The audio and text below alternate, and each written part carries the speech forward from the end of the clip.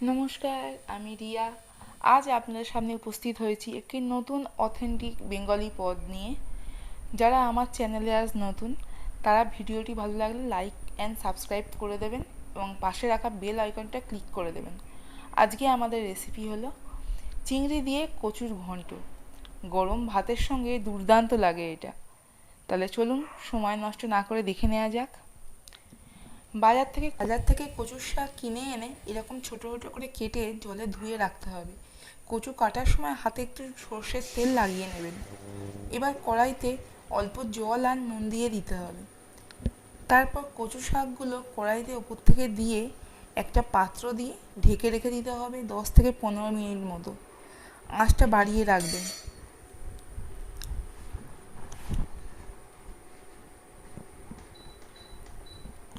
ততক্ষণ আমরা আগে থেকে কেটে পরিষ্কার করে রাখা চিংড়ি মাছগুলোতে নুন এবং হলুদ মাখিয়ে রাখবো। নুন আর হলুদটা মাখিয়ে রাখলে চিংড়ি মাছগুলো নরম হয়ে যাবে না।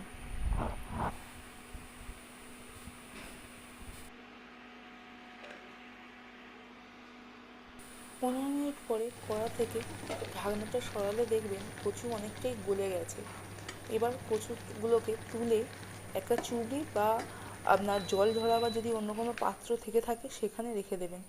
তাতে কচুতে যে এক্সট্রা জলটা আছে সেটা অনেকটাই বেরিয়ে যাবে।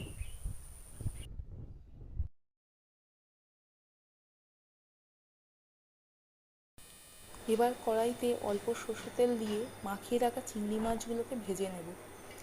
চিংড়ি মাছগুলোতে হালকা রং ধরলেই তুলে নিতে হবে। চিংড়ি কিন্তু বেশি ভাজা যায় না, চিংড়ি বেশি ভাজলেই শক্ত হয়ে যাবে। দেখুন রং ধরে গেছে, ভাজা মোটামুটি হয়ে গেছে। তো আমরা একটা পাত্রে তুলে রেখে দেব। এবার ওই পাত্রে অল্প একটু তেল দিয়ে একটা তেজপাতা, দুটো শুকনো লঙ্কা মাঝখান থেকে চেরা করে আর হাফ টিস্পুন মতো গোটা জিরে দিয়ে অল্প নেড়ে চেড়ে ভেজে তুলে রাখবো। এটা আমাদের পরে কাজে লাগবে। এবার কড়াইতে 2 টেবিল স্পুন মতো সর্ষের তেল দিয়ে তাতে 5 ফোড়ন দিয়ে একটু নাড়াচাড়া করতে হবে।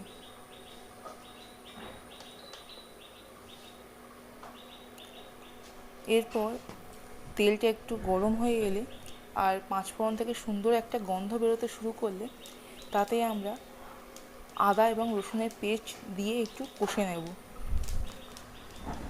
আদা এবং রসুন থেকে কাঁচা গন্ধটা চলে গেলে তাতে একে একে দিয়ে দিতে হবে হলুদ গুঁড়ো, লঙ্কা গুঁড়ো, জিরে গুঁড়ো, ধনে গুঁড়ো আর সামান্য একটু লাল লঙ্কার গুঁড়ো কালার হওয়ার জন্য।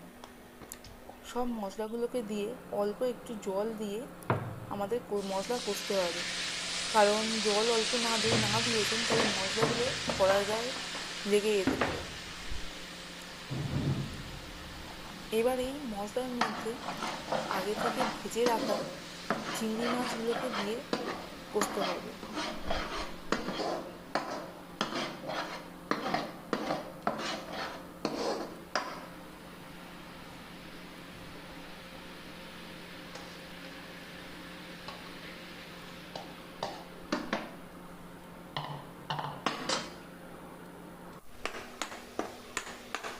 চিংড়ি মাছগুলোর সঙ্গে মশলা ভালোভাবে মেশানো হয়ে গেলে আপনার কাঁচা লঙ্কা চিড়ে এর মধ্যে দিয়ে দেবেন। ঝাল আপনারা যেমন পছন্দ করেন আপনারা আপনাদের মতো দেবেন। আমি 5টা লঙ্কা ব্যবহার করেছি। এরপর এর মধ্যে সামান্য একটু জল দিয়ে হালকা কষিয়ে ফুটিয়ে নেবেন।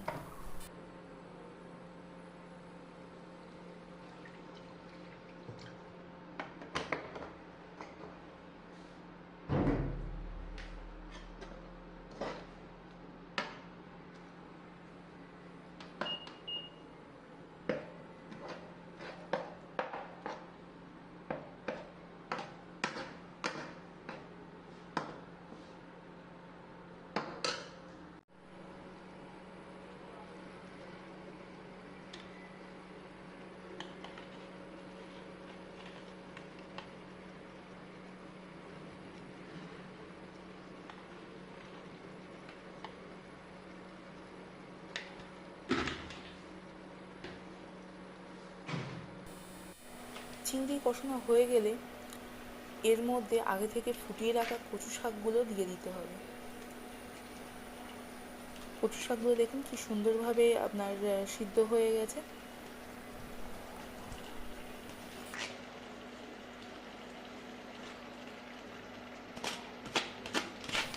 2 মিনিট ফোটানো হয়ে গেলে আগে থেকে ফুটিয়ে রাখা কচু শাকগুলো এর মধ্যে দিয়ে ভালো করে নেড়েচেড়ে নিয়ে গ্যাসের ফ্লেমটা হাই করে দেবেন, কারণ কচু শাক থেকে খুব প্রচুর জল বেরোয়। আর ওপর থেকে আমরা অল্প করে 1/2 টেবিল স্পুন মতো চিনি দিয়ে দেবো, এতে টেস্টটা খুব সুন্দর আসে। চিনিটা দিয়ে ভালোভাবে নেড়ে নিতে হবে।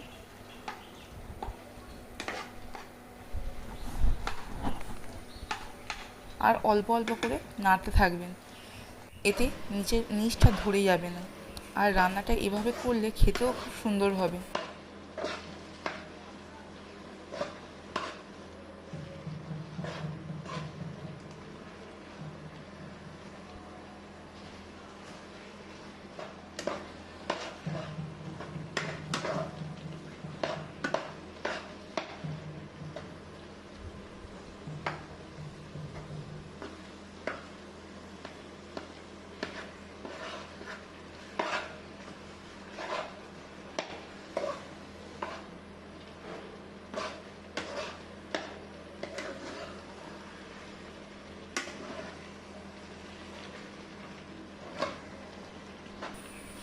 জলটা দেখুন অনেকটাই মরে এসেছে।